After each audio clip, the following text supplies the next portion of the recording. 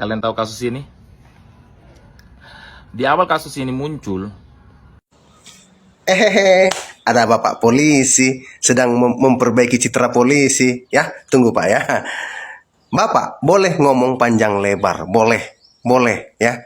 Tapi masyarakat perlu bukti. Kenapa masyarakat tidak percaya polisi? Karena selama ini apa yang kalian lakukan? Hah? Katanya polisi melakukan penangkapan berdasarkan bukti. Ya, selama ini apa? Selama ini apa? Dengan ancaman pidana mati, seumur hidup, dan paling lama. Mengenang peristiwa kasus pembunuhan Pina Cirebon, kita sama-sama diperlihatkan begitu bangga, begitu angkuh, begitu vulgar dengan ucapan mereka.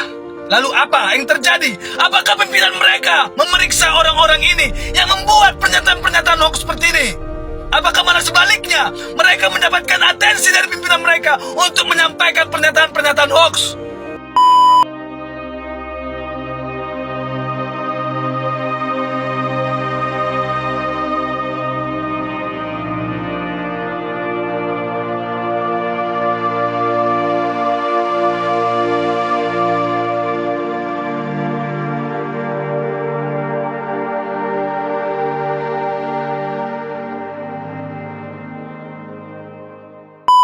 Apa mantu orang Kalimantan, karenanya hari ini tunangan. Siapa sih nama calon tunangannya Pak? Namanya Yuli. Bisa dijelaskan itu proses bertemunya sehingga sampai ke tunangan seperti apa? Saya Nggak paham ini, nggak paham. Kita nggak usah tutup-tutupi, memang salah. Untuk kedepannya diperbaiki. Soalnya kalau hal demikian ditutupi, mengakibatkan penyidik-penyidik yang lain menganggap nggak apa-apa kok, salah nggak diberi saksi gitu. Propam kita turunkan, Irwasum kita turunkan untuk melakukan pendalaman. Pak Kapolri, Anda tuh ngomong apa? Hah? Kami itu nggak mengerti apa yang Anda sampaikan. Itu adalah teknis yang Anda ketahui. Propam sudah kami turunkan, Irwasum sudah kami turunkan. Masyarakat rendah seperti saya dan masyarakat petani, masyarakat yang tukang mulung itu nggak mengerti dengan teknis yang Anda sampaikan. Ya, ini orang tuanya Rifadi. Pak Sep, ini gimana acaranya? Acaranya di dalam Pak, dengan dapat mantu orang Kalimantan, karenanya hari ini tunangan. Siapa sih nama calon tunangannya Pak Sep? Namanya Yuli. Bisa dijelaskan itu proses bertemunya sehingga sampai ke tunangan seperti apa? Saya Nggak paham ini, nggak paham Pak, betul serius nggak paham. Gimana ceritanya? Kayaknya melalui sosial media kayaknya. Berteman dulu biasanya kayak gitu. Ya, terus dia telepon, Pak, saya pengen tunangan, ya udah silahkan aja kalau Ripaldinya memang senang, sama-sama senang, sama-sama suka ya. Kemudian Pak Sep, tunangannya calon istrinya sudah datang belum? Udah ada di Hotel Amaris. Oh, ada di Hotel Amaris. Iya. Sama siapa? Dia sementara ini sendiri. Soalnya keluarganya di Jakarta sibuk semua menjelang tahun baru. Ya. Pak Sep, mohon maaf agak sensitif ini. Apakah Yuli tahu kalau Sudirman posisinya ada di lapas? Ada tahu Ya, luar biasa ya. tahu. Ya ini yang namanya cinta sejati itu ya. Walaupun kondisi Rifaldi ada di dalam. Betul, Pak, saya juga bingung. Nanti aja Neng kalau Ripaldi udah keluar, udah positif. Enggak lah, saya pengen tunangan dulu katanya. Ya, mau gimana lagi orang tua sih. Ngikutin aja kemauan anak. Dua-duanya kan anak Ya. saya juga. Perasaan Pak Asep sendiri seperti apa dengan ada agenda acara tunangan di lapas? Ya luar biasa lah, bahagia, seneng, campur sedih, campur haru. Mudah-mudahan aja peristiwa ini berlanjut ke jenjang pernikahan. Amin, Allahumma amin. Ada pesan buat Rifaldi dan Yuli? Ripaldi dan Yuli, tolonglah jangan sampai ada keributan yang nggak jelas. Lebih baik kita berbuat yang baik, yang model saling mengerti, saling memberikan kasih sayang, saling memberikan support satu sama lain. Baik Mbak Yuli di sana bekerja juga tenang, di sini juga Ripaldi tenang, seperti itu aja Pak. Pak Asep dapat informasi. Ini sangat menyedihkan kan. Di era sekarang, di era kita sudah punya Komnas HAM, di era HAM sudah masuk dalam Undang-Undang Dasar, dan di dalam beberapa peraturan perundang-undangan, kok masih ada penyiksaan yang dilakukan oleh aparat terhadap tersangka untuk mendapatkan keterangan. Kalau benar ya, Ya, sekali lagi tanda petik ya. informasi ya Ya. Pak, ini informasi. Kalau informasi ini benar, sungguh menyedihkan. Saya yang pernah bertugas di polisi sedih melihatnya. Malu. Semoga saja hal ini tidak benar. Kenapa?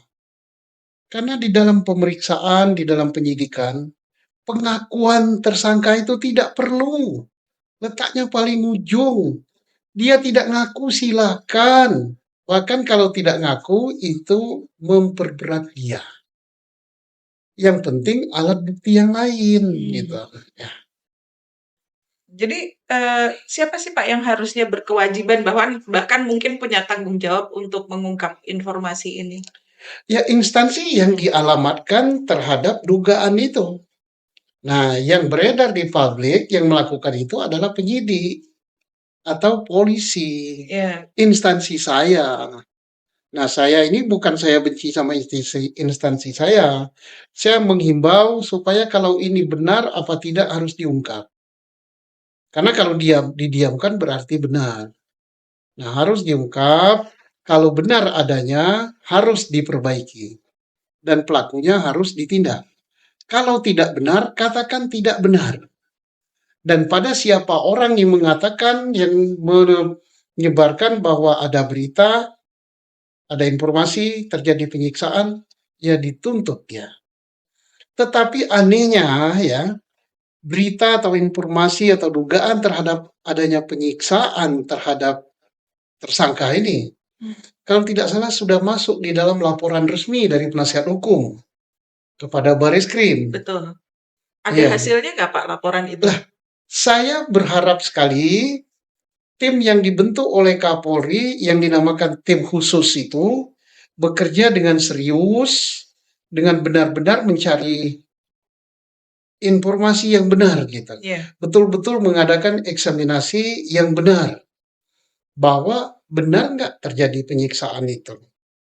Kalau terjadi penyiksaan untuk mendapatkan keterangan dari tersangka, benar adanya, cari siapa pelakunya.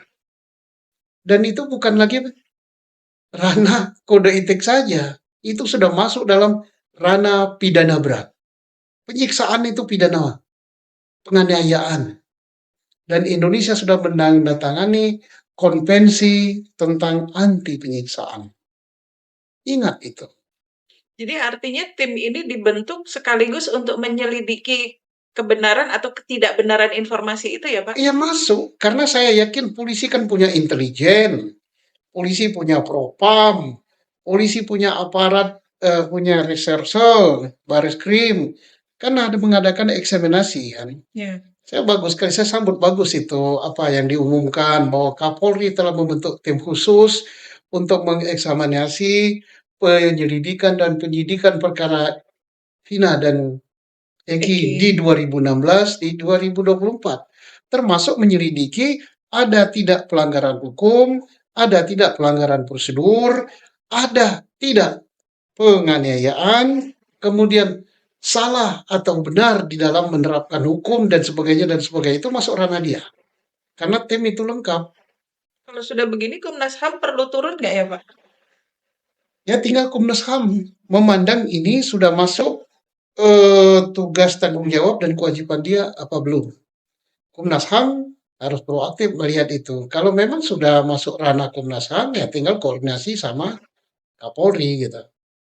Tanpa perlu diminta. Ya, yang namanya Komnas dibentuk kan untuk memantau segala macam terkait dengan pelanggaran HAM ya.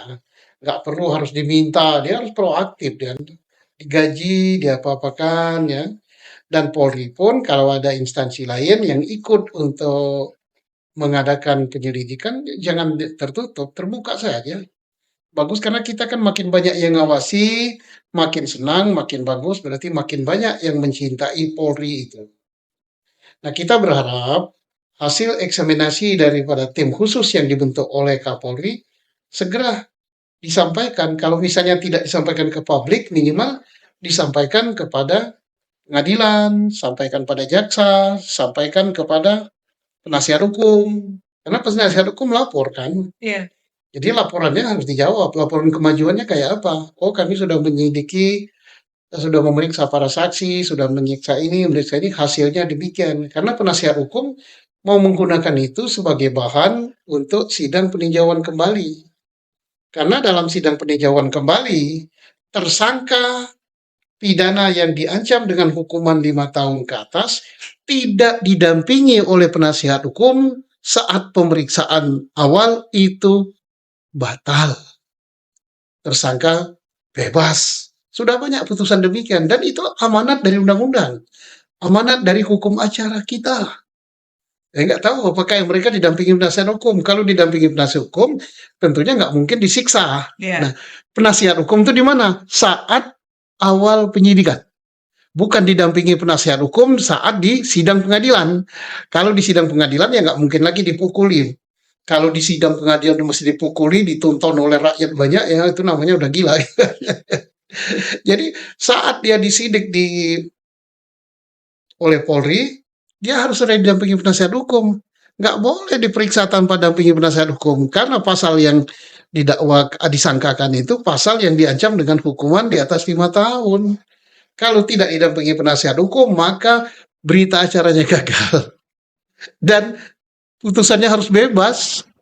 Tidak ada kasus. Iya, bukan tidak ada kasus, memang harus bebas. Harus Gitu. bebas. Bebas gitu. Nah, mudah-mudahan hakim, tapi saya nggak tahu lah apakah dalam pemeriksaan awal ada penasihat hukum atau tidak. Gitu. Jadi kalau tidak, misalnya hasil daripada eksaminasi tim khusus Polri itu tidak didampingi penasihat hukum, udah itu termasuk kesalahan daripada penyidik. Kita nggak usah tutup-tutupi, memang salah. Untuk kedepannya diperbaiki. Soalnya kalau hal demikian ditutupi, mengakibatkan penyidik-penyidik yang lain menganggap nggak apa-apa kok, salah nggak diberi saksi gitu. Dengan ancaman pidana mati. Ikan kalian! Propam kita turunkan, Irwasum kita turunkan untuk melakukan pendalaman. Pak Kapolri, Anda tuh ngomong apa? Hah? Kami itu nggak mengerti apa yang Anda sampaikan. Itu adalah teknis yang Anda ketahui. Propam sudah kami turunkan, Irwasum sudah kami turunkan. Masyarakat rendah seperti saya, dan masyarakat petani, masyarakat yang tukang mulung, itu nggak mengerti dengan teknis yang Anda sampaikan. Ya? Nggak mengerti. Yang diharapkan masyarakat itu adalah hasilnya apa? Sudah sampai di mana hasil yang kalian ketahui? Itu yang diharapkan masyarakat. Jadi Bapak itu nggak usah menyebar-nyebarkan angin-angin segar supaya masyarakat itu, oh iya ya, jadi proses ya. Itu angin segar. Bayangkan Bapak Kapolri, Anda saat ini masih aktif menjadi Kapolri. Sampai saat ini juga Bapak belum tahu siapa pelakunya. Tapi kami juga tidak yakin begitu saja Bapak tidak tahu. Bapak tahu tetapi Bapak diam karena mungkin Bapak sudah mendapatkan sebagian hasil daripada mereka-mereka. Ya?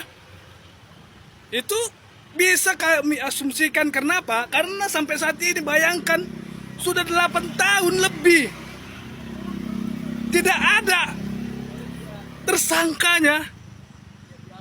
Wah, ngeri sekali bedisan kalian. Sementara kalian lupa siapa sebenarnya yang berjuang mati-matian untuk membuat keluarga kalian sombong, angku di tengah jalan, memakai fasilitas-fasilitas dari masyarakat yang diberikan ke negara agar kalian gunakan dan bisa sombong-sombongan di jalan. Itu tahu nggak? Sadar nggak dari mana hasilnya? Jadi bayangkan Bapak Kapolri, saat ini masyarakat semakin tidak percaya dengan kinerja kepolisian. Dan saat ini juga masyarakat yang punya permasalahan jangan pernah laporkan lagi kepada kepolisian. Terlebih dahulu lakukanlah untuk memviralkan terlebih dahulu. No viral, no justice. Salam hormat. Kalian tahu kasus ini? Di awal kasus ini muncul, Ada Bapak polisi sedang memperbaiki citra polisi, ya. Tunggu Pak ya. Bapak boleh ngomong panjang lebar, boleh ya. Tapi masyarakat perlu bukti. Kenapa masyarakat tidak percaya polisi? Karena selama ini apa yang kalian lakukan? Hah? Katanya polisi melakukan penangkapan berdasarkan bukti. Ya, selama ini apa? Selama ini apa? Faktanya apa? Makanya masyarakat nggak percaya. Coba tanya, apakah ada masyarakat yang percaya polisi lagi? Ya, walaupun satu kejadian yang bisa kalian ungkap dengan benar, tapi itu tidak akan bisa membenarkan polisi-polisi yang lain yang melakukan kejahatan terhadap masyarakat. Jadi jangan bawa-bawa satu kasus, satu contoh kasus untuk menutupi kejahatan-kejahatan yang selama ini kalian lakukan. Ya, aku pun pribadi masih bertanya-tanya. Orang yang difabel bisa melakukan pemerkosaan, masih bertanya-tanya. Kalau kalian memang punya bukti, ya udah buktikan. Bukan cuma omong-omong. Tunjukkan buktinya kepada masyarakat. Selama ini kalian kan menutupi bukti. Yang katanya begini, sedangkan pembunuh aja Verdi Sambo kalian lindungi, kalian tutupi. Jadi kalian paksa masyarakat percaya. Sedangkan orang yang normal bisa kalian buat bersalah, padahal tidak bersalah. Ini orang yang tidak normal. Bagaimana kami berpikir dia melakukan pemerkosaan? Kalau hanya main musik beda. Main musik sama naik motor tidak ada perlawanan. Kalau memperkosa pasti ada perlawanan. Kalau tidak ada perlawanan berarti bukan pemerkosaan namanya. Ya, Bapak polisi ya. Bedakan. Bedakan ganti baju tidak ada perlawanan. Pahami Pak. Makanya Bapak kalau ngomong, jangan Bapak senggol-senggol masalah polisi selalu bekerja dengan benar. Tidak. Kalau kalian bekerja dengan benar, kasus seperti ini tidak akan viral, tidak akan panjang lebar. Kalau kalian bekerja dengan benar, kasus Pina tidak akan panjang lebar. Kalau kalian bekerja dengan benar, Rudy Soik tidak akan panjang lebar. Kalau kalian bekerja dengan benar, tidak banyak orang yang menjerit-jerit di depan Polres, di depan Polda, di depan Polsek. Kalau kalian bekerja dengan benar. Jadi jangan membenarkan satu kasus untuk menutupi semua yang kalian lakukan selama ini. Selamat siang Bapak polisi. Acaranya di dalam Pak, dengan dapat mantu orang Kalimantan, karenanya hari ini tunangan. Siapa sih nama calon tunangannya Pak? Namanya Yuli. Bisa dijelaskan itu proses bertemunya sehingga sampai ke tunangan seperti apa? Saya Saya nggak paham ini, nggak paham Pak, betul serius nggak paham. Gimana ceritanya? Kayaknya melalui sosial media kayaknya. Berteman dulu biasanya kayak gitu. Ya terus dia telepon, Pak saya pengen tunangan, ya udah silahkan aja kalau Ripaldinya memang senang, sama-sama senang, sama-sama suka ya saya. Kemudian Pak Asep, tunangannya calon istrinya sudah datang belum? Udah ada di Hotel Amaris. Oh, ada di Hotel Amaris. Iya. Sama siapa? Dia sementara ini sendiri, soalnya keluarganya di Jakarta sibuk semua menjelang tahun baru. Ya. Pak Asep, mohon maaf agak sensitif ini. Apakah Yuli tahu kalau Sudirman posisinya ada di lapas? Ada tahu Ya, luar biasa ya. tahu. Ya ini yang namanya cinta sejati itu kan. Walaupun kondisi Ripaldi ada di dalam. Betul, Pak saya juga bingung. Nanti aja Neng kalau Ripaldi udah keluar, udah positif. Enggak lah, saya pengen tunangan dulu katanya. Ya, gimana lagi orang tua sih. Ngikutin aja kemauan anak. Dua-duanya kan anak saya juga. Perasaan Pak Asep sendiri seperti apa dengan ada agenda acara tunangan di lapas? Ya luar biasa lah, bahagia, seneng, campur sedih, campur haru. Mudah-mudahan aja peristiwa ini berlanjut ke jenjang pernikahan. Amin, Allahumma amin. Ada pesan buat Ripaldi dan Yuli? Ripaldi dan Yuli, tolonglah jangan sampai ada keributan yang nggak jelas. Lebih baik kita berbuat yang baik, yang model saling mengerti, saling memberikan kasih sayang, saling memberikan support satu sama lain. Baik Mbak Yuli di sana bekerja juga tenang, di sini juga Ripaldi tenang, seperti itu aja Pak. Pak Asep dapat informasi